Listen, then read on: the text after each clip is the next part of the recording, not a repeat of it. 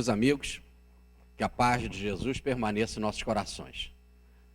Então hoje nós vamos falar sobre Judas Iscariotes. Nós vamos dividir essa palestra em antes e depois do lanche, né? A primeira parte eu vou apresentar um conceito geral e na segunda parte, não que na primeira não possamos fazer, mas na segunda parte nós vamos deixá-los participar à vontade com perguntas, tá bem? Eu pedi o rapaz para providenciar um microfone para que a gente possa ouvir bem a participação de todos e a gente não ficar assim naquela situação de que não consegue ouvir direito a pergunta da pessoa. Muito bem. Então nós vamos falar sobre Judas Iscariotes. O nome desse nosso estudo é Judas Iscariote, o fiel amigo de Jesus. Evidentemente que para começar a falar disso, nós temos que pensar na administração de Deus na nossa vida. A primeira coisa que nós temos que tirar da nossa cabeça é o acaso. Não existe acaso e tudo devidamente está planejado. Não há nenhuma possibilidade para que aconteça qualquer coisa conosco que não esteja dentro do planejamento. A única coisa que pode acontecer conosco que não esteja dentro do planejamento é ato errado da nossa parte. Como, por exemplo, um suicídio. Mesmo assim, já está previsto que se acontecer isso, vai ter tais e tais consequências. E está previsto, inclusive, a possibilidade e a tendência para isso. Por exemplo, uma coisa que nós devemos começar a pensar e ficar muito preocupado quando nós nos dirigimos aos suicidas, e de alguma forma os espíritas gostam de agredir e de falar do suicida como algo muito grave, e é grave mesmo, mas falar de forma muito negativa, né? Costuma-se fazer palestras botando o suicida no pior do inferno, inferno que nem existe, né? E a gente então tem que ficar muito atento a isso, porque as pessoas chegam na casa espírita para buscar consolo. Imagina uma esposa vem aqui, o marido cometeu suicídio, e a gente já apresenta esse cenário de desgraça, não é isso? Vem uma mãe aqui que o filho cometeu suicídio. Então nós temos que ter cuidado com relação às nossas palavras, que não pode, além de deixar de falar a necessidade de que tem que ser dito, nós temos que nunca esquecer a bondade da caridade e a misericórdia divina funcionando. Sempre, em todas as situações. Uma outra coisa que é importante nós pensarmos, que o suicídio é algo vicioso. Raramente a pessoa está suicidando pela primeira vez. Raramente. Como não tem jeito você chegar para um drogado e falar assim, não vai buscar droga? Como você, para um alcoólatra, você não tem condição de dizer, não vai beber mais? Normalmente ele tem as recaídas, né? Como também o drogado. Assim é o suicídio. Ele é um vício semelhante. Algo que é planejado para ele não passar, para ele não fazer, mas quando ele chega naquele momento, é o vício. É aquele negócio. Você recebe aula, informação lá nos alcoólatras anônimos para não beber mais. Daqui a pouco você está diante da cachaça e aí? Então, quando você volta na sua vida e fica diante daquela situação, é aí que ele comete. Então, repare que até o suicídio, já sendo reincidências e fraquezas da alma, até isso está dentro do planejamento. Não para ele cometer o suicídio. Ele recebeu o treinamento para isso, mas é o caso do alcoólatra anônimo. Voltemos. Se ele cometer um erro, tá certo? O alcoólatra anônimo está lá, aberto para acompanhá-lo, para recebê-lo, para dar uma outra técnica de instrução, entenderam? É assim está no planejamento. Então vamos lá. Tudo está planejado. Quando Paulo falou no Areópagos em Atenas que nós estamos em Deus e nos movemos em Deus e fomos gerados por Deus, significa que a lei divina dirige tudo. Não há uma coisa, você não dobra numa esquina sem planejamento. Vamos pensar assim. Quando o Evangelho fala que não cai uma folha da árvore sem que o Pai não saiba, e diz Pitágoras, um universo é um número, nós estamos querendo falar dessa precisão matemática, de tudo está controlado. Uma outra coisa, isso é só um preâmbulo para a nossa palestra. Um outro ponto é com relação à misericórdia divina. Se está tudo planejado, matematicamente cuidado, se a precisão é do número, se a precisão é ao ponto de que até uma folha não caia, nós não precisamos interpretar isso como sendo algo simbólico usado por Jesus. É até uma folha mesmo. Pensemos assim.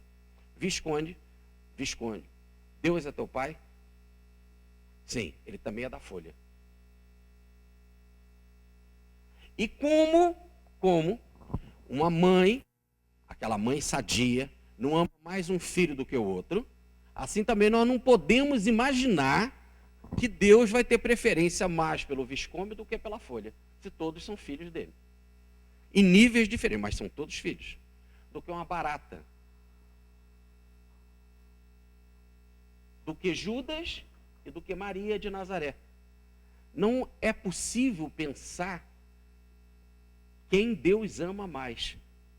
Uma folha, uma barata, Maria de Nazaré, Judas Iscariotes. Se ele é pai, se ele ama,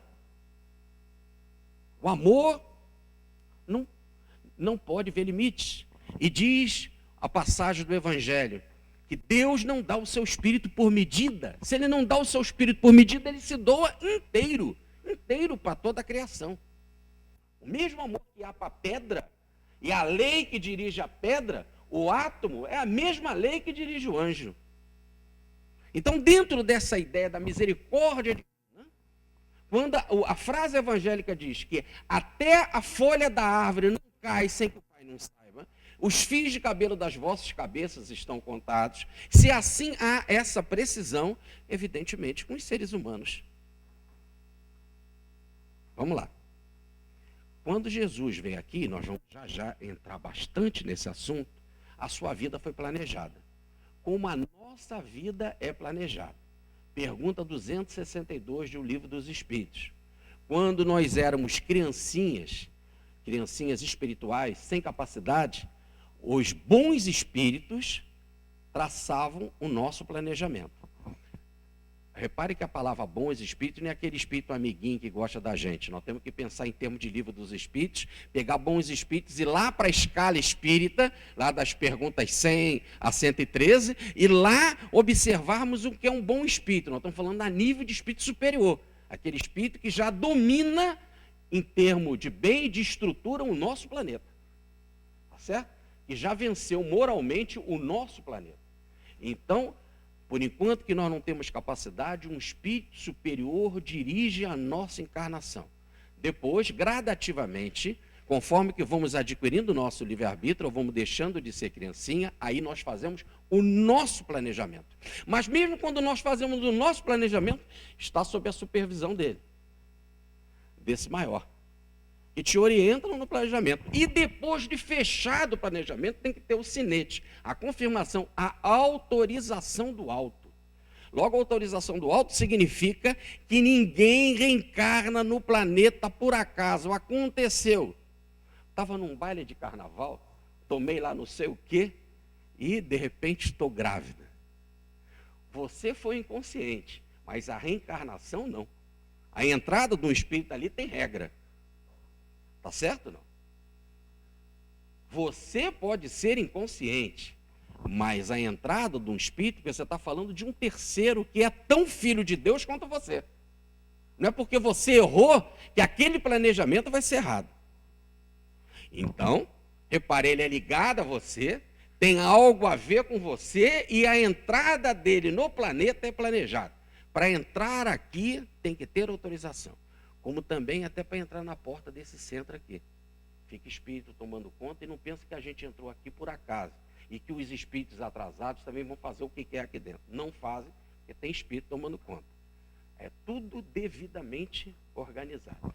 Mais ainda, como ninguém entra por aqui sem planejamento, ninguém sai daqui sem estar no planejamento. Encarnar e desencarnar faz parte do planejamento. Tá certo?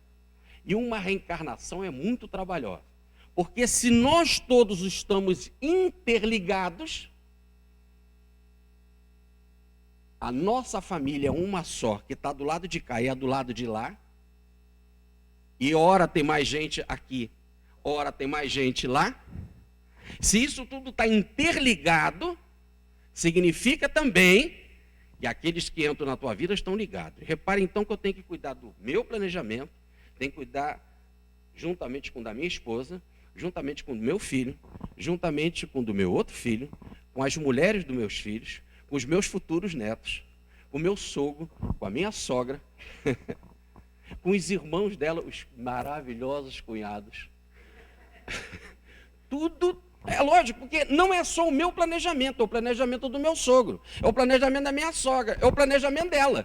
E nós temos, como nós vamos interagir, esse planejamento tem que estar organizado. E se ele vai precisar passar por alguma coisa e ela por alguma coisa, e eu faço parte dessa relação, eu tenho que estar envolvido nesse pacote, tem que ter um planejamento para isso. Por isso que não se reencarna em qualquer hora.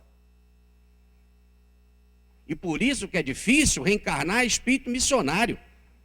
Por quê? Porque um espírito missionário, ele não só ele tem a relação com a sua intimidade na família, nós vamos ver isso na palestra à noite de Bezerra de Menezes, mas ele tem o compromisso com a humanidade toda, porque ele vai trazer uma missão para a humanidade. Então tem que ser também naquele momento, naquela época da humanidade, quando a humanidade já está preparada para receber aquele ensino. Logo, precisa-se de uma engenharia, de uma arquitetura tal, e não de um mapa. Olha como André Luiz fala no livro Missionários da Luz, do mapa nosso cromossômico, do nosso mapa perispiritual. Se constrói um mapa perispiritual para ver um molde correto, um modelo organizador biológico. Então, não só assim é com você individualmente, mas com o seu grupo, e dependendo da sua extensão, com um país, com uma cidade.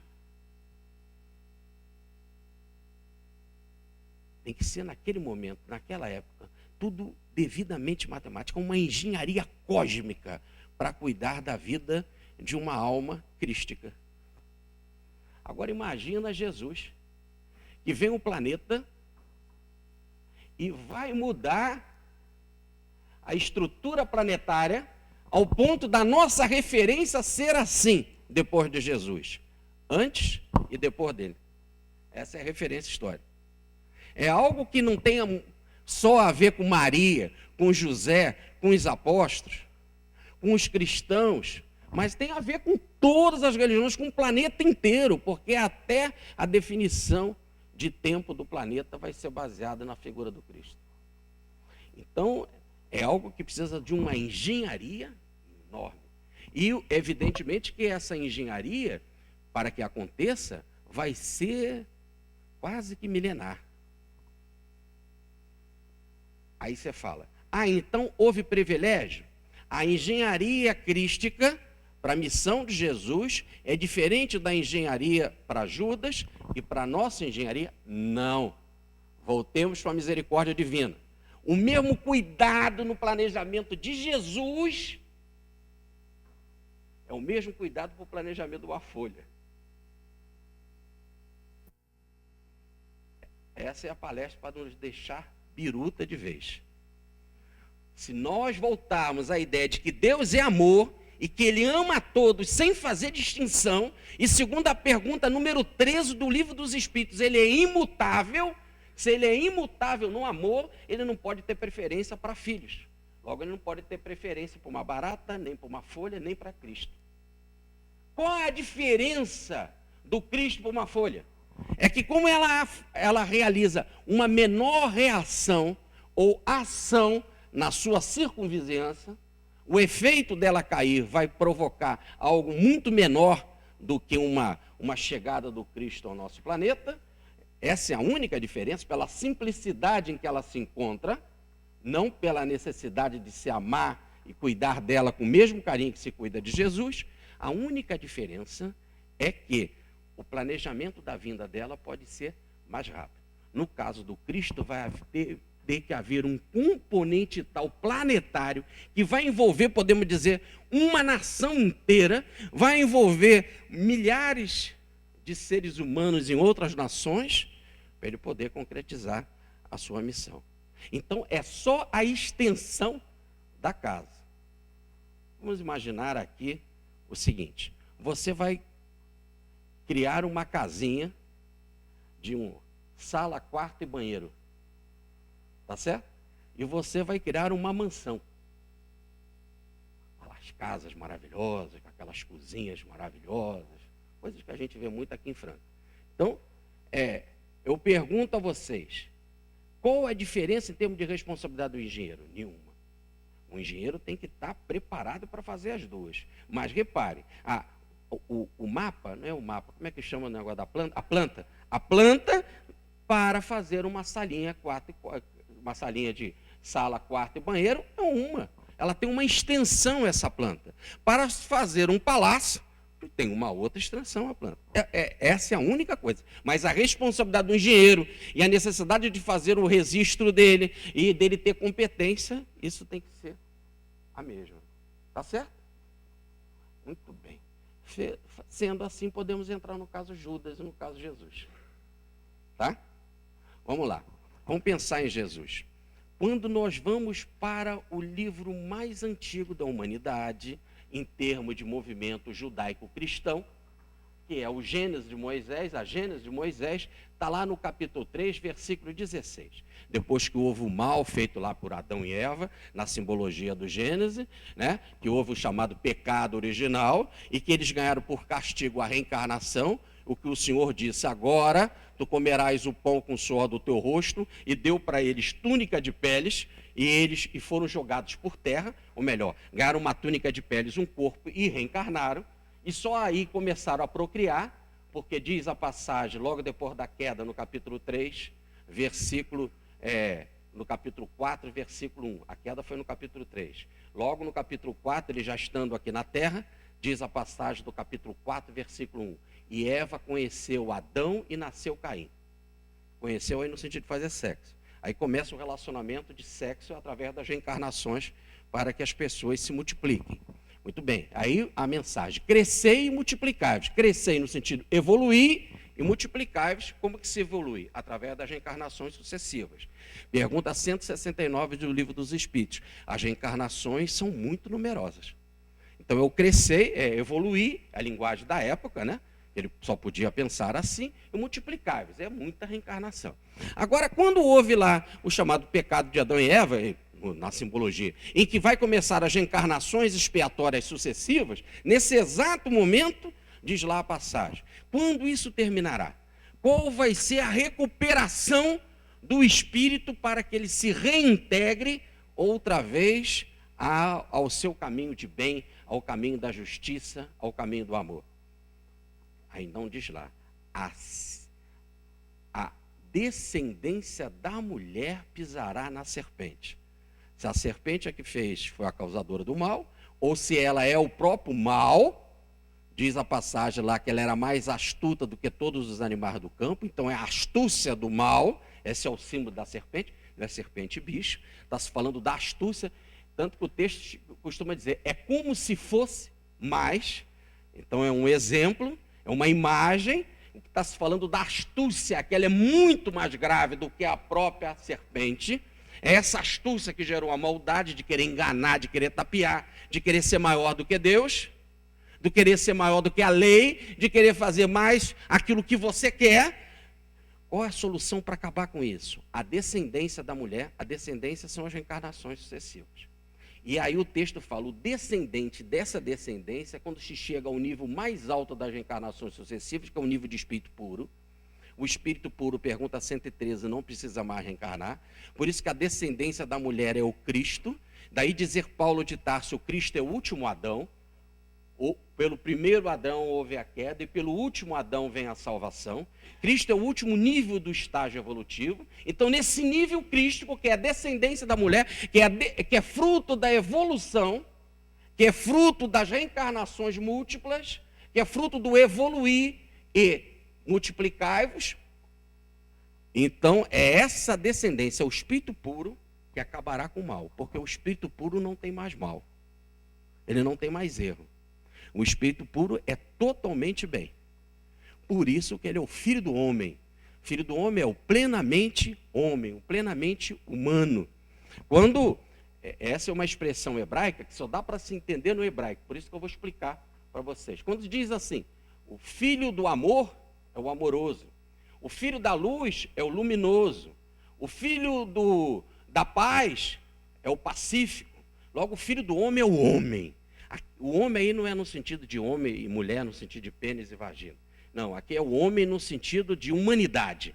Ele é o filho do homem, é o plenamente homem, que só é homem, não tem mais nada de animal. É 100% homem, 0% animal. É 100% humano, 0% animal. Como é que é esse nível? No nosso caso, a gente pode já começar a indagar. Como é que eu estou? Quanto por cento que eu tenho de humano e quanto por cento que eu tenho de animal? Eu estou como? Em 60 por 40, 50 por 50, 70 por 30, 90 por 10. Né? O Cristo, 100 por 0. E é tão verdade isso que a gente costuma dizer. O humano é aquele que faz o bem. E nós já sabemos, e a gente fala assim, quando uma pessoa faz o bem, a gente fala, nossa, essa pessoa fez o bem, ele é tão humano. Não é assim? Então, quando se faz o bem, é humano. Logo, quando você é 100% humano, é 100% no bem. 100% fazendo bem. É esse o nível que acaba com o mal. Aí não há mais mal nele. Não há mais astúcia. A evolução, o fruto da mulher, a descendência da mulher, o processo evolutivo, as múltiplas reencarnações. Eu falei da pergunta 169, muitas reencarnações. Aí pergunta Kardec uma antes, não, 68. E qual a finalidade? E até quando o espírito reencarna? Até que se ache limpo de todas as impurezas. Isso é muito demorado, pergunta 69, são muitas as encarnações. E quando ele não tiver mais impureza? Quando ele não tiver mais impureza, ele é espírito puro. Pergunta 113, o espírito puro não precisa mais reencarnar. E aí ele não tem mais mal, ele não tem mais impureza. E se ele não tem, o mal foi esmagado. Como está lá no Gênesis, que eu acabei de citar, no capítulo 3. Como acabará o mal? O mal que nós mesmos provocamos. Quando destruirmos pela nossa evolução e chegarmos à condição de espírito puro, destruirmos o mal que nós mesmos criamos, que na linguagem de Paulo é o chamado homem velho. Muito bem, Cristo vem aqui na terra com essa missão. Ele era esse espírito dessa grandeza, ele era do céu, enquanto nós somos daqui de baixo. Ele diz, eu sou lá de cima, vocês são daqui de baixo, mas ele foi enviado de Deus para nos trazer esta verdade. Conhecereis a verdade vos fará livre. Ele vem com uma missão imensa de mudar o rumo planetário, de virar a página do planeta. Para isso, ele recebeu um planejamento, como todos nós recebemos um planejamento.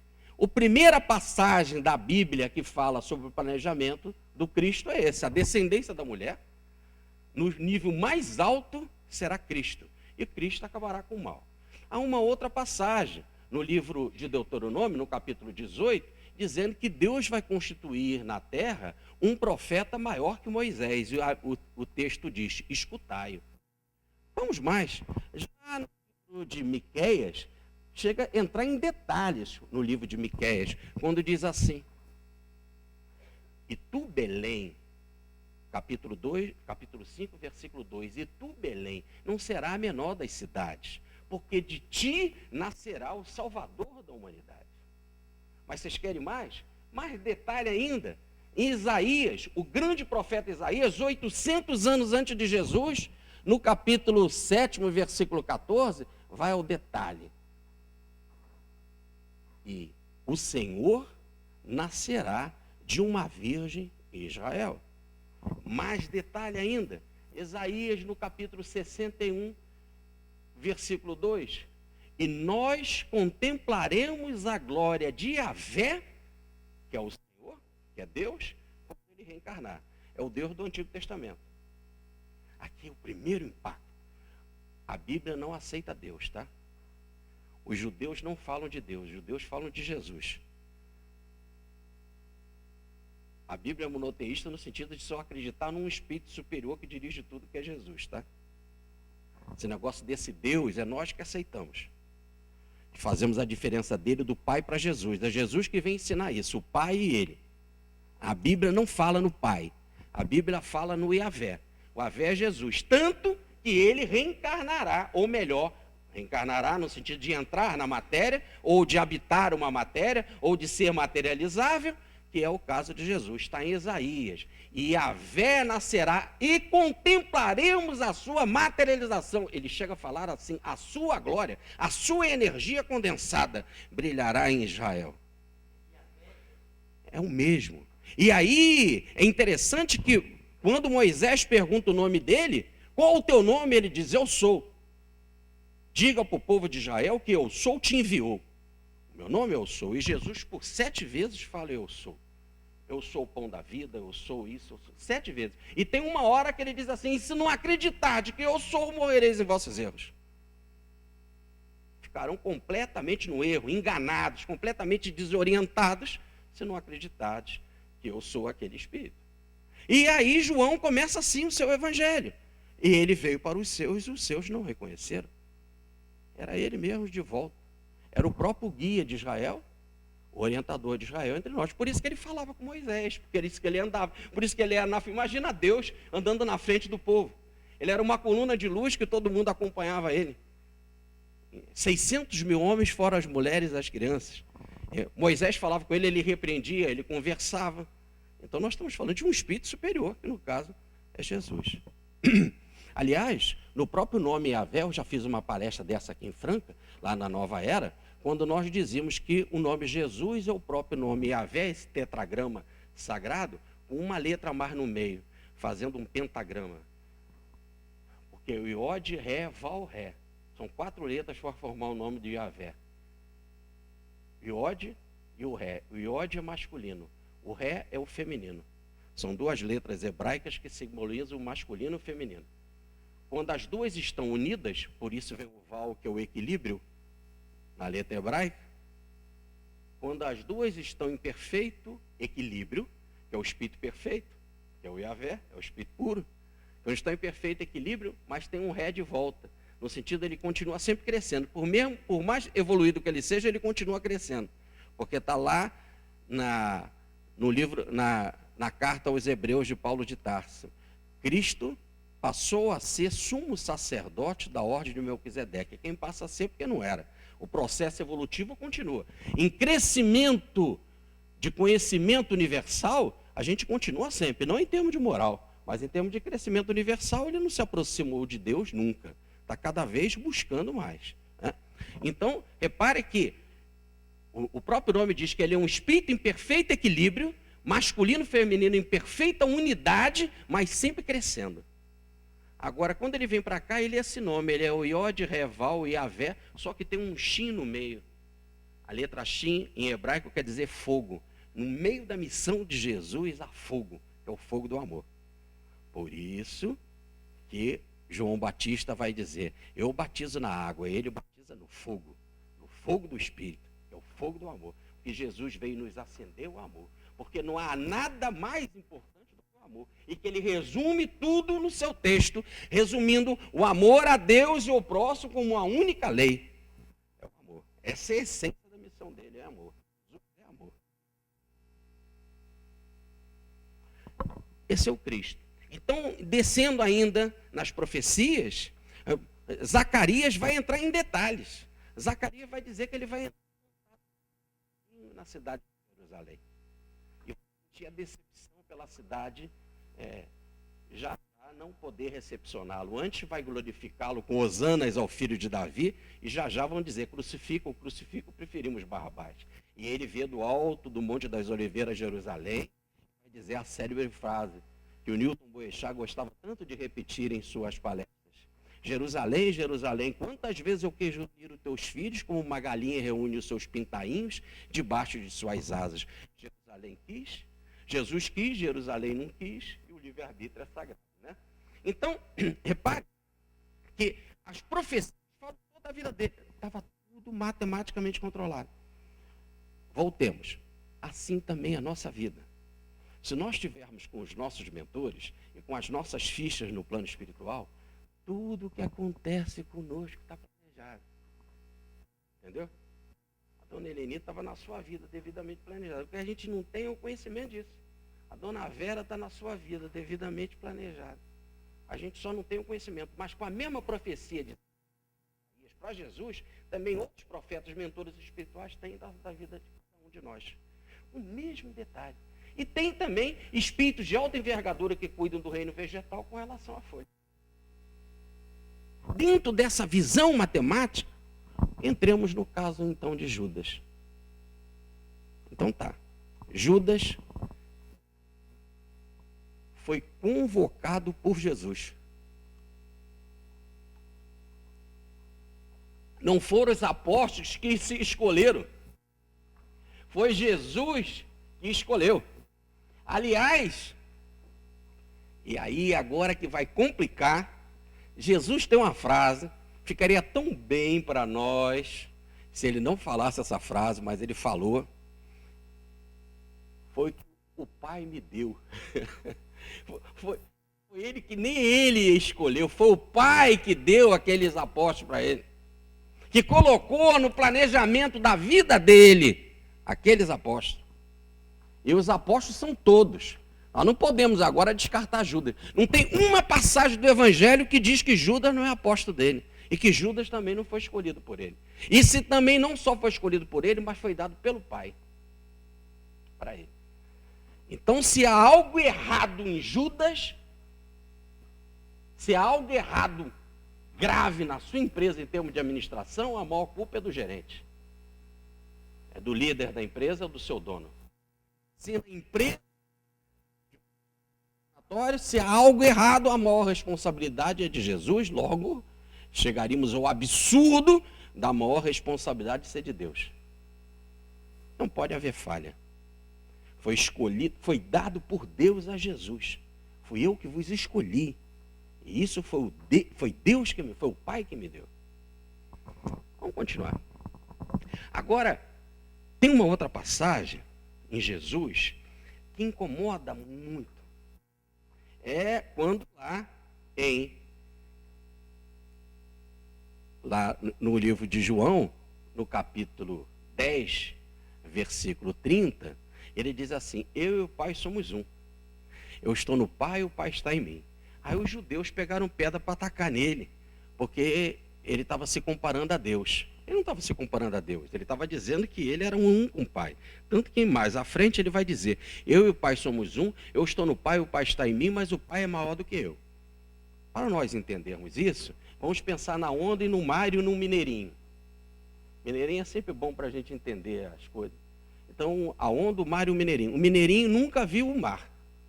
E se ele escutasse essa frase, a onda dizendo: eu e o mar somos um, o mar e a onda são um, aí o mineirinho podia pensar que a onda era do tamanho do mar.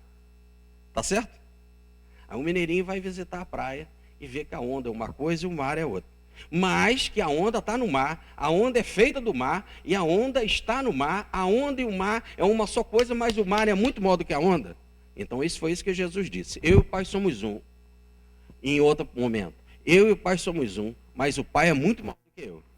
Assim somos nós estamos em Deus e nos movemos de Deus. A única diferença para com Jesus é que nós não temos consciência disso, que nós estamos na lei, mergulhados na lei, e a nossa vida é administrada como a vida de Jesus.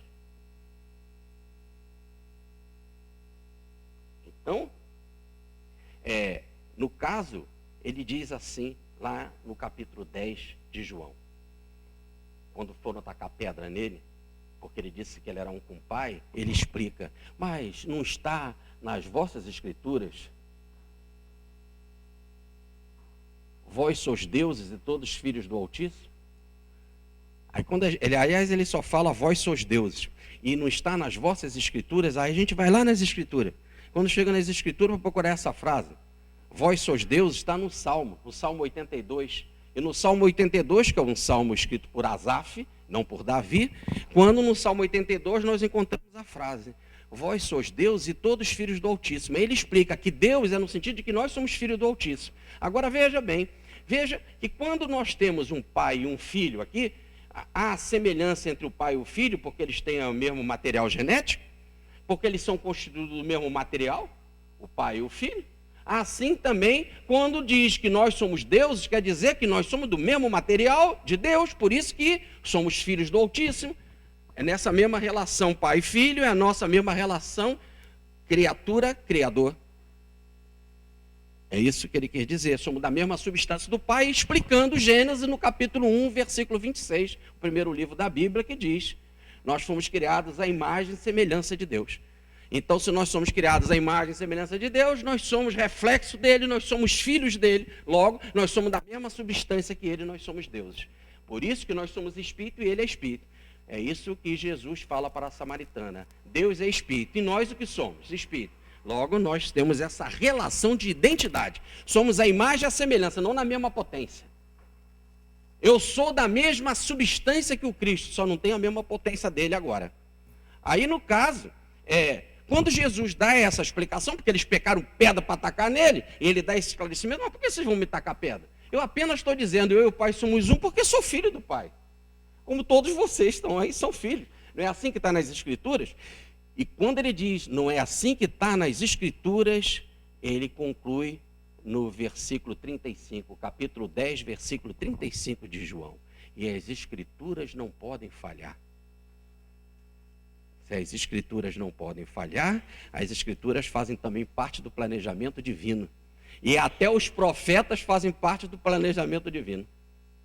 E até profeta, para ser profeta mesmo, até quando ele pensa em errar, a parte do livro se perde, ele não consegue escrever, ele desmaia, etc., porque até os livros bíblicos estão dentro do planejamento divino.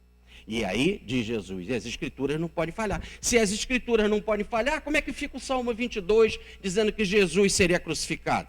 Como é que fica o Salmo 22 dizendo que nenhum dos seus ossos seria quebrado? E nenhum dos seus ossos foram quebrados. Que, inclusive, quando o soldado chegou para quebrar sua perna, para ele morrer mais rápido, nesse exato momento viu que ele já estava naquilo que foi considerado morto.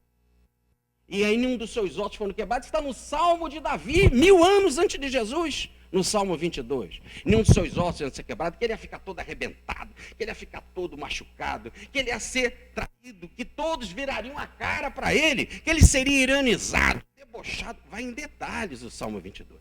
Mas também vai em detalhe o livro de Zacarias, outro grande profeta, que não só diz que ele vai entrar na cidade num jumentinho, mas que ele também vai ser vendido por 30 moedas. E por um dos seus.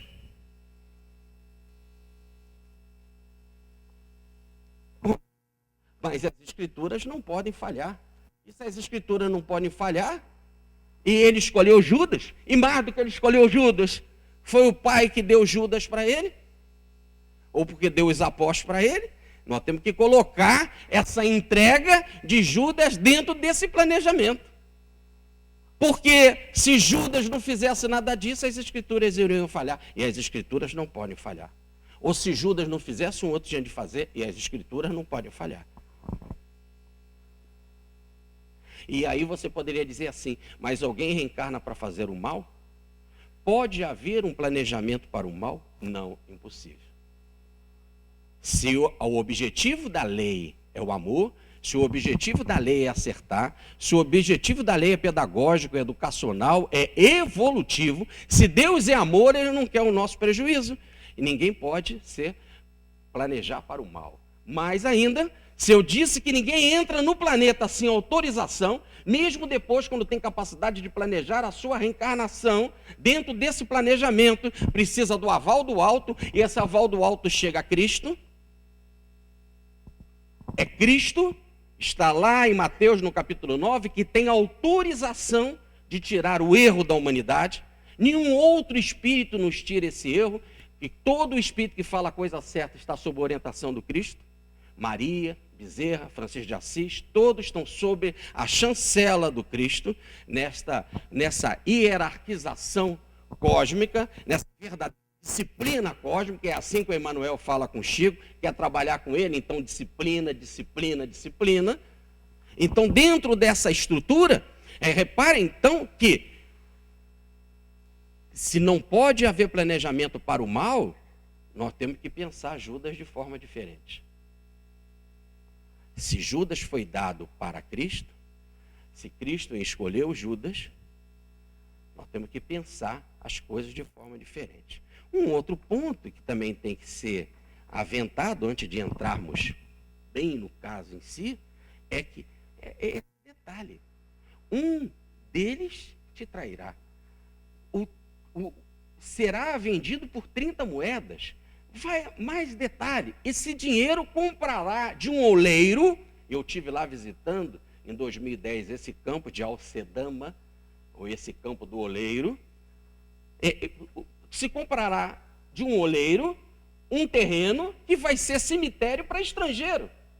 Então até vai gerar um bem esse dinheiro, porque os estrangeiros não tinham um lugar para ser enterrado, porque não podiam ser enterrados dentro de Jerusalém, eram jogados no monturo. Agora, até esse dinheiro vai gerar um bem, que é um cemitério para estrangeiro. E Israel era cheio de estrangeiro. Imagina, os romanos estavam lá dentro. Então, até isso o livro deixa bem claro, misturando Isaías com Zacarias com Jeremias, chega-se a entrar nesse detalhe. São 30 moedas.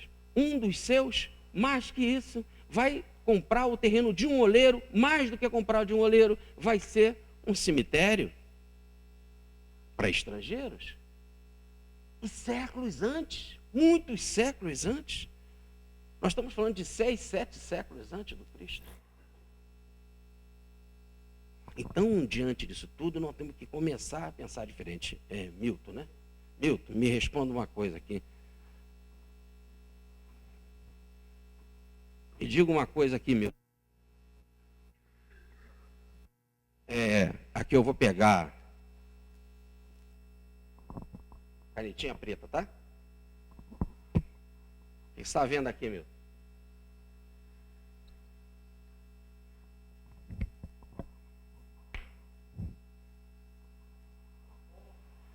Um ponto preto, ou azul, no caso, né? É isso que você está vendo? Sua esposa? Antônia, você corrobora? Sua filha? Não. Patrícia, você também corrobora? Está com o papai? Está com a mamãe? Agora eu pergunto para vocês. Ei, vocês também estão vendo o ponto ali, preto? Agora, com tanta coisa branca, a gente só vê o ponto preto. Eu paro e perguntei, o que você está vendo? Eu estou vendo o ponto preto. Tá certo? Com tanta coisa branca. Voltemos para o caso Judas. A gente só quer procurar a coisa do mal, a coisa negativa, por causa de quê? Quando o Evangelho fala que cada um fala que está cheio o coração, não é isso? Será que a gente está cheio de ponto preto? Que a gente destaca mais o ponto preto do que o branco? No caso do Judas, a gente procura mais encontrar o semelhante do que a diferença? Se lá está escrito que foi Deus quem deu Judas para Jesus, se Jesus diz foi eu que escolhi a vocês, se Judas beija Jesus e Jesus diz amigo, Jesus estava mentindo? Não, Jesus estava sendo irônico. Mas como é que Jesus estava sendo irônico? Jesus estava mentindo, era amigo. Ou não era? É que nós fazemos assim. Pietro Baldi disse que a maior dificuldade era conversar com uma pessoa, porque ele ouvia duas vozes. Ele falava, professor, adoro os seus livros lá dentro, coisa muito difícil, nem quero saber disso. Ele ouvia essas duas vozes. E será que a gente não faz isso? Será que a gente não prefere ouvir a voz? Eu leio a coisa pela minha intenção, então eu leio da seguinte forma: amigo a que vieste, como eu uso mal assim, eu troco as palavras, eu sou falso. Eu digo para aquela mulher, como você está linda, né? Uma encontra a outra, dá beijinho, seu cabelo está ótimo. E lá dentro está pensando, nossa, está uma porcaria. Tá... A gente faz esse tipo de leitura. E chegará que não fazemos esse tipo de leitura, ao ponto de certa vez, um pai recebeu uma carta do filho, que estava estudando fora, e eu leio a carta, ele volta furioso e procura a mãe e diz assim: olha o que teu filho escreveu. Porque sempre quando tem uma coisa que você não gosta, o filho é da outra. Olha aqui como teu filho escreveu. Pai, manda dinheiro. É um moleque muito desaforado. Pai, manda dinheiro. A mãe disse: meu filho escreveu assim? Deixa eu ver, me dá essa carta aqui. Pegou a carta e leu. Está escrito assim, leitura de mãe: pai, manda dinheiro. É o mesmo texto. O texto é o mesmo. Como é que você está lendo o texto? Você está lendo pela tua intenção, pelaquilo que está cheio o teu coração, o coração de que não quer dar dinheiro, ou o coração generoso de mãe que quer doar? Como é que você lê? A frase é a mesma. O que vale a tua intenção. Então, quando tu lê o caso Judas, tu lê com que imagem? Tu lê com um dos espíritos superiores? Tu lê como Jesus? Tu lê botando sempre a misericórdia divina? Se Deus é misericordioso e nunca deixa de ser misericordioso, ao ponto de ser imutável na sua misericórdia, você lê com os olhos de vingança, de maldade? Como é que é a nossa percepção das coisas? Além do mais, o Nelson Motta, sabe esse grande músico, né? O Nelson Motta, esse grande comentarista, crítico, né? Da MPB, grande escritor, Nelson Motta. Acho que ele fez aquela música Como uma Onda no Mar, não fez? Foi ele autor junto com o outro lá. Muito bem. O Nelson Motta, ele falou uma coisa muito interessante agora no Jornal da Globo, dizendo que ia ser muito complicada, já por esses dias, de ter atividade noturna nas grandes cidades. Em termos de teatro, em termos de cinema, as grandes cidades vivem também, os restaurantes, né, os bares e outros museus e tal. Porque nós estávamos passando por um período que é, primeiro, a relação Nina Carminha em Avenida Brasil. Isso daí eu não vejo novela. Foi a minha mulher que falou o nome desses personagens. Agora, segundo, Gabriela subindo no telhado para pegar pipa. Terceiro, já para o dia 2 agora, vai pegar fogo o julgamento do mensalão. Quarto, plenas Olimpíadas com os jogos maravilhosos aí, não é? Com atletas maravilhosos. Quem vai querer sair de casa? Então, repare como ele está dizendo, a força do marketing, como é que é. O marketing é algo tal, tá certo? Que te prende. Aí, então, as outras coisas até vão deixar de funcionar como devia, de cinema, teatro e outros bares, restaurantes, por causa desse empreendimento televisivo. Tá bem. Então, se marketing é assim todo poderoso, pensemos no caso da novela. No caso da novela, a Nina enterrou a Carminha enterrou a Nina, né? Você vê que eu troco assim porque eu não entendo nada de novela. Mas a Carminha enterrou a Nina, não é isso? E por que não matou? Porque deixou a cabeça lá de fora. Sabe por quê? Acabaria a novela. Tá certo? Tá certo? Agora a Nina está com as fotos da Carminha tá? Por que ela não entrega para o Tufão? Porque também acabaria a novela. Tá certo? Carminha perderia, não é assim? Então tem que ficar nessa coisa toda, nesse relacionamento bem e mal, porque, anotem, é isso que dá ibope. Se não tivesse Carminha, se não tivesse o mal nas novelas, não daria ibope. Vocês nunca leram nenhum romance que não tem essa coisa do mal. Para ele ser Paulo, teve de passar por Paulo e matar Estevão. No nosso nível, é isso que dá graça. E se assim nós interpretamos as coisas, esse é o caso de Judas.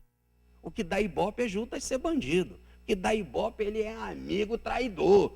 É a leitura que a gente faz.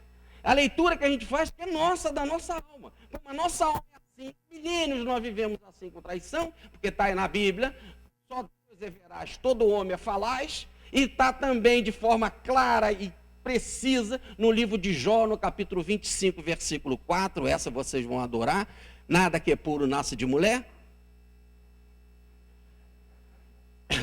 E diz Isaías, no primeiro capítulo, no versículo 6, que somos uma só ferida dos pés à cabeça. É essa a interpretação que a gente dá. Porque o que reina mais em nós é essa expectativa de mal. Por que não tem uma novela só para o bem? Porque a gente não se interessa? Não daria ibope? Viu uma novela entre os anjos? Um anjo conversando com o outro. Um anjo conversando sobre o serviço do bem, nós não íamos curtir? Achar uma chatice? Por quê? Papo de anjo não é legal? Ou tem que ter papo de anjo com demônio para ser atrativo? Então o caso Judas é um caso clássico, porque foi usado, inclusive, pedagogicamente para nos prender. Pensem, o caso Judas é, antes de tudo, uma rasteira para nos prender. É algo novelístico. E deixa-se passar assim para nos prender. Agora eu fui no Canindé. Eu sou doidinho por São Francisco. Então fui fazer palestra em Fortaleza e saí de Fortaleza, fui a 150 quilômetros de Fortaleza para visitar o Canindé, que é onde tem o das chacras do Canindé, onde que é a maior romaria cristã do mundo. E lá o São Francisco que tem lá no Canindé, lá não chove. Lá no Canindé, inclusive tem parte das casas que nem telhado tem. Lá no Canindé, a estátua de São Francisco é maior do que a do Cristo Redentor. Então eu estive lá visitando o Canindé e a gente vê que essa loucura pela fé, né? Aquelas pessoas vêm trepadas nos caminhões para os romeiros, né? Para fazer as suas oferendas, etc. A festa leva 10 dias. Cada dia um estado. Vai do Pará à Bahia. Se vocês contarem, 10 direitinho. Só ir descendo assim. Agora, lá no Canindé, eu vi na moto, um camarada dirigindo a moto, um outro atrás e o Judas sendo arrastado. Eu fui na Semana Santa agora. E o Judas ia ser malhado. E ele parava para pegar um dinheiro, porque o Judas foi feito com a calça jeans dele. Ele precisava de dinheiro para comprar uma calça jeans para ele. E nós paramos num local lá, para tomar água de coco, abençoada água de coco naquele calor lá, e o homem veio me pedir dinheiro para isso. A gente é espírita, é bobo, a gente pensa que pode doutrinar os outros, mas eu já sabia que não podia doutrinar assim no lero, né? Eu tentei argumentar com ele, eu te dou o dinheiro, mas eu te dou o dinheiro, você me diz quanto que é que eu compro esse Judas para não malhar ele. Você diz quanto que é que eu compro o Judas. Ele pensou assim, ele precisando de dinheiro, né? Ele pensou, esse não, esse é muito bandido. Esse vai ter que ser destruído mesmo. Esse vai ser arrebentado mesmo. Aí eu falei assim, mas não tem jeito. Esse daí eu quero muito. E outra coisa que ele foi consultar o motorista da moto, né, que estava dirigindo. Ele está oferecendo isso. O cara pensou. Quer dizer, há mais prazer em arrebentar os juros do que inclusive ganhar dinheiro. Veja se não é. E aí você pode argumentar alguma coisa com ele? Não. Qual é a vantagem de se permitir uma coisa dessa? Porque a lei permite uma loucura dessa. Nível evolutivo. E nesse nível evolutivo, o marketing chegou a tal ponto de pegar um atrasadão como esse, que tem prazer em matar, que gosta mais de matar do que ganhar dinheiro, mas para ele não esquecer Jesus. Ele carrega Jesus com ele. Muito mal feito, mas ele carrega Jesus. Como no Natal nós carregamos Jesus no shopping. Gastamos tudo com o nosso crediário, é aquela farra de Natal e lembramos de Jesus. Pouquinho, mas lembramos. Só que tem 10 famílias que lembram mais, leem um evangelho e tal. A qualidade é sempre menor que a quantidade. E gradativamente, como a evolução vai fazendo, em tempos muito longos, e se caminha muito pouco, aí assim é que gradativamente vai crescendo. Tanto que já tem 2.000 anos essa farsa. A leitura é nossa. Nós é que temos esse prazer. Aí agora não tem mais o prazer de matar, mas ainda tem algo que não é mais do homem da força. Pietro Baldi diz que são 3 níveis de evolução. O nível da força, o nível da astúcia e o nível da justiça. O nível da força é esse. Eu tenho mais prazer em matar, em bater, tudo eu quero resolver com soco. O nível da astúcia, eu resolvo com a lábia. Eu chego para a moça e você é maravilhosa, você é a única mulher da minha vida, e ela cai na conversa. Não é isso? Então você engana. tapeia. Você enrola no campo jurídico, enrola com as leis, não é isso? Com o advoguês. Não estou falando mal dos advogados em si, sim do advoguês, daquela enrolação jurídica, e mais, até que você vai desse nível da astúcia para o nível da justiça, onde vai imperar a honestidade e a ética. E, juntamente com a honestidade e a ética vai imperar o amor. E aí vem essa reflexão. Cada um, sem nenhum julgamento, cada um fazendo porta dentro da alma. Qual é o meu nível? Qual é o meu nível? Eu já consigo, como Jesus, ganhar um beijo de Judas e falar amigo? Ou ainda estou no nível da astúcia, ou ainda preferia malhar ele? Qual o nível? O nível da força, o nível da astúcia ou o nível do amor? Essa é a reflexão que cada um tem que fazer. Agora acompanhe.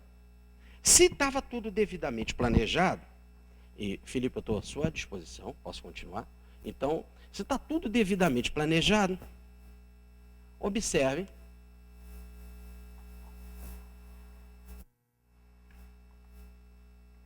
Jesus estava conversando com os apóstolos num local retirado, em Cesareia de Filipe. Lá, não a Cesareia, onde que é a casa de Pilatos, mas no início do Rio Jordão, um local tranquilo, retirado, mais calminho, né? E lá ele no Rio Jordão, ele conversava com os seus apóstolos. E quando ele conversava com os seus apóstolos, num processo íntimo, ele perguntou assim: o que pensam os homens que eu sou? Aí uns disseram que tu és Jeremias. Por que compararam ele com Jeremias? Porque no livro de Jeremias, no capítulo 1, versículo 5, Jeremias era um jovem, estava debaixo da árvore, o anjo apareceu e disse: Jeremias, levanta e vem pregar. Ou melhor, você é um profeta, é um médico, levanta e vem pregar. E Jeremias disse: mas eu ainda sou um menino. E o anjo disse: não, Jeremias, antes de você entrar no ventre da tua mãe, eu já te conhecia. Expliquem isso sem a reencarnação. Tá certo? Então, disseram: tu és um Jeremias, porque como Jeremias voltou, então um grande também voltou. E não está dizendo que os apóstolos pensavam assim. Jesus disse: o que os homens pensam que eu sou. Uns acham que tu és Jeremias, outros acham que tu és João Batista. Foi degolado e que está aí de volta. Como? Um processo de transfiguração, por exemplo, de bilocação, materializável. Uns acham que tu Elias, que deverias vir, e Jesus então dá a devida explicação. Elias já veio, é João. Muito bem. Agora, ele pergunta então: e vocês? Agora eu não quero mais saber dos homens. E vocês? O que vocês acham que eu sou? Pedro então toma a palavra e diz: tu és o Cristo, o Filho de Deus vivo. Bom, então se eu sou o Cristo, o Filho de Deus vivo, ele continua nesse diálogo. Isso é bem socrático. Isso é que é o método da ironia de Sócrates. Ele vai jogando perguntas. É uma didática maravilhosa, didática crística. E ele então joga uma outra pergunta. Então, se eu sou o Cristo, o que falam as Escrituras do Cristo? Tá certo? O que dizem as Escrituras? Vamos dizer assim: se as Escrituras fazem um planejamento da vida dele, está lá está o destino dele. O que falam as Escrituras? E ele mesmo conta o que está nas Escrituras, que os apóstolos corroboram ou aceitam, porque os apóstolos conheciam, porque isso tudo era lido nos sábados na sinagoga. E ele então diz: as Escrituras falam que Jesus, que o Cristo iria para Jerusalém, lá seria preso, lá seria traído, lá seria crucificado e lá ressuscitaria no terceiro dia. E então, vamos para Jerusalém. Sigamos. E sigam. Vamos para Jerusalém. Vamos cumprir a vontade das Escrituras. As Escrituras não podem falhar. Vamos cumprir essa determinação. E na hora que ele diz vamos, aí Pedro se intromete. Mas calma, senhor. Peraí, calma. Eu entendo que as Escrituras, mas morrer não. E para a cruz não. E Jesus ainda continua, né? Além de ir para a cruz, ressuscitará no terceiro dia. Mas sobre ressuscitar, aí que Pedro não entendia mesmo o que era, porque isso era novidade. Mas o morrer ele sabia muito bem. E isso não. E morrer na cruz ele sabia muito bem, porque como Jesus foi para a cruz e foram mais dois com ele, isso acontecia todo dia. todo dia é a gente para a cruz. Aquele local em que Jesus foi crucificado é o Monte da Caveira. Ali era o local de crucificação. As escavações acharam um mundo de prego lá. Então, era o local comum. Pedro sabia muito bem o que era a crucificação. Então, isso não, Senhor. De jeito nenhum. E Jesus diz para ele: cala a boca, Pedro. Tu não sabes o que fala. Vá de retro, Satanás. Eles não traduzem para confundir a nossa vida mesmo. Porque se ele fala a história toda e está aqui em português, por que nessa expressão vá de retro, Satanás, não está em português? Para nos enrolar. Mas a expressão vai atrás de mim, adversário. A palavra Satanás não tem nada a ver com esse negócio de capetada. A palavra Satanás está no hebraico, quer dizer adversário. A palavra Satanás quer dizer adversário em hebraico. Como o texto vai ser escrito em grego, no grego a tradução de adversário é diabo. Um está em hebraico, outro está no grego. E que em português dá adversário, opositor da vontade divina. Adversário da vontade divina, aquele que é contra a lei divina. Em hebraico, Satanás. Em grego, diabo. Em português, adversário. Vai atrás de mim, adversário da vontade divina. Eu sei o que estou fazendo. Eu tenho consciência do processo. Você não sabe. Me obedece. Vai atrás de mim. Eu sei o que eu estou fazendo. Então, se essa é a situação, vai atrás de mim porque você não sabe o que está fazendo. Aí ele toma aquela palavra. Então, Senhor, se tu morrer, eu também vou morrer no seu lugar, junto contigo. Ou também vou dar a vida por você. E Jesus manda ele refletir, mas isso é uma outra palestra. Será que você já está preparado para isso? Será que você vai na cruz pedir perdão para todos, como eu pedi, ou você vai ficar reclamando dos judeus? Como é que era a cabeça de Pedro naquela época? 12 horas antes da cruz, ele estava passando a espada na orelha do soldado Malco. Como é que estava a cabeça dele? Ele tinha cabeça de perdão? Tinha cabeça de amor? Ainda mais se ele partisse, quem ia cuidar da religião? Quem ia cuidar da igreja? Não tinha de alguém ficar? Se todos os apóstolos foram corajosos, foram para a cruz, quem ia divulgar o cristianismo? Tudo tem que ter uma lógica. Ele, calma, Pedro. Na hora você me nega lá. Mas isso é uma outra história. Mas, voltemos para o caso. Então vai atrás de mim, me segue. Mas vai atrás de mim para onde? Para Jerusalém. Mas lá em Jerusalém ia acontecer o quê? Lá em Jerusalém ele seria traído. A palavra, depois nós vamos explicar melhor, que não é traído, é entregue, tá? Lá ele seria traído, lá ele seria vendido, lá ele seria crucificado, lá ele seria espancado, lá ele morreria, lá ele ressuscitaria no terceiro dia. Muito bem, vem atrás de mim e me segue. Mas você pode seguir para a cruz? Esse é suicídio? Se você tivesse uma mediunidade fantástica e você olhasse na bola de cristal e visse que o avião da TAM, não, que eu vou pegar a TAM, da Gol iria cair, você comprava uma passagem para ela nesse voo? Tá bom. Aí ela está dizendo que não compraria a passagem para ela. Ela viu que o avião ia cair e não comprava uma passagem para ela. A gente tem capacidade de entrar no destino do outro? Muito bem. Você não compra a passagem, o que acontece com quem não pega aquele avião? Se salva? Não. O avião vem buscar. Lembra daquela turma da TAM? Quem não estava no avião, o avião foi buscar lá fora, né? Foram 11 lá fora, não foi assim? Não é? Não tem como você fugir do teu destino. O problema é a gente saber e ter capacidade. Como nós não temos capacidade, isso não te é autorizado. As profecias é sempre para aquilo que já aconteceu.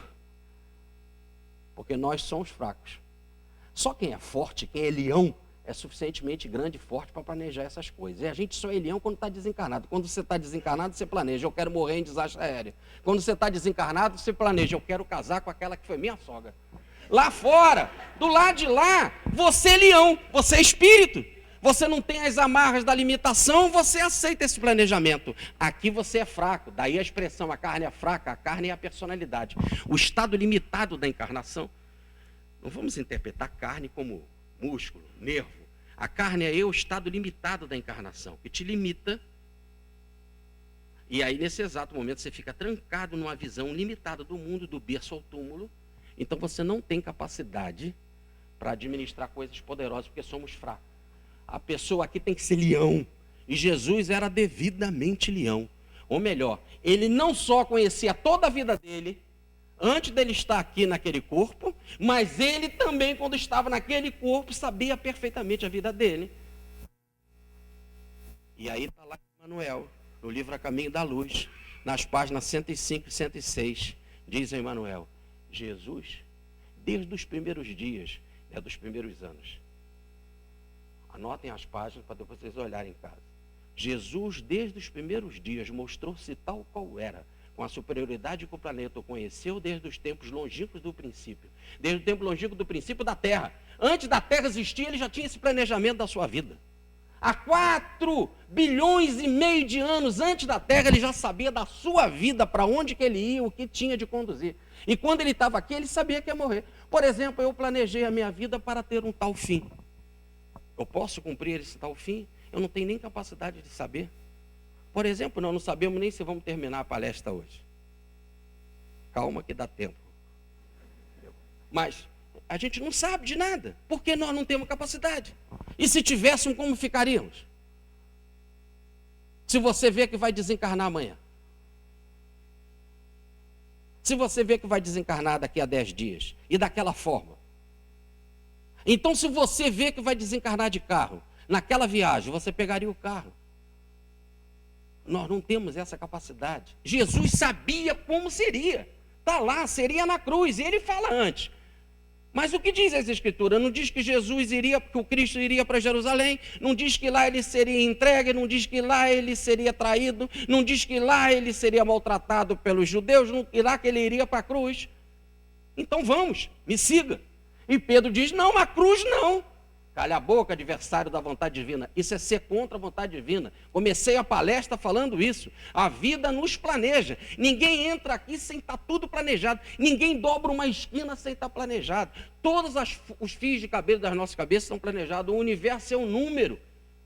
As folhas da árvore não caem sem que o Pai não saiba. Nós estamos em Deus e nos movemos em Deus. É uma matemática cósmica.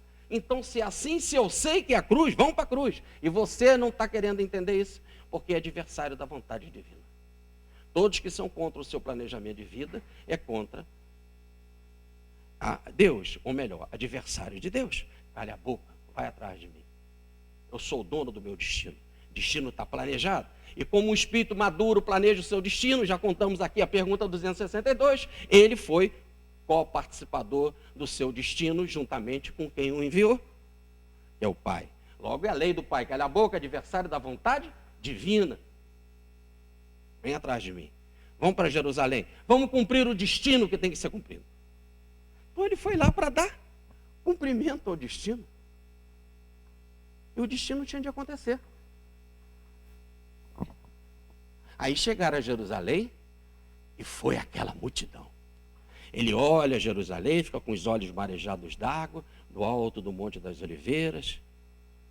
E ele entra a Jerusalém montado num jumentinho, para dizer que ele era rei, mas não daqui do mundo, não dessa forma daqui do mundo, não para dominar o mundo, mas era rei de forma espiritual. Ele entra aqui e é saudado. Botam ramos, botam tapete e começam a dizer, Hosanas ao filho de Davi, Hosanas ao filho de Davi, glórias. E ele entra em glória. E aí até as autoridades falaram, Senhor, manda essa multidão calar a boca. Como se estivesse dizendo, olha a humildade, né? Elas estão te elogiando. E disse Jesus, se elas calarem, as pedras falarão. É da vontade divina, isso é algo planejado. Isso está tudo combinado. Se elas calarem, as pedras falarão. Haverá fenômeno de pneumatofonias, de voz direta. Vozes falarão. Nada poderá impedir que isso não aconteça. Vim para isso eu vim. E entra em Jerusalém. Aí os apóstolos entraram em glória. Todos eles esperavam um Messias histórico. Todos eles esperavam um Messias guerreiro. Todos esperavam um Messias vencedor. Um Messias que ia entrar em Jerusalém, no Monte Sião, e do templo anunciaria Um reino universal em que os judeus dominariam o mundo e colocariam todos os outros povos sob os cabelos dos seus pés. Eles entram assim poderosos em Jerusalém e começam a discutir qual era o maior deles. Qual é o maior? Qual de nós 12 aqui seremos escolhidos para primeiro-ministro, para ser pessoa de destaque nesse reino? Entenderam? Mas isso é papo para depois do lanche. Tá certo? Aguardem os próximo capítulo. Tá certo? Patrocínio de Vicente de Paula e Judas Iscariotes. Essa novelinha aqui, tá?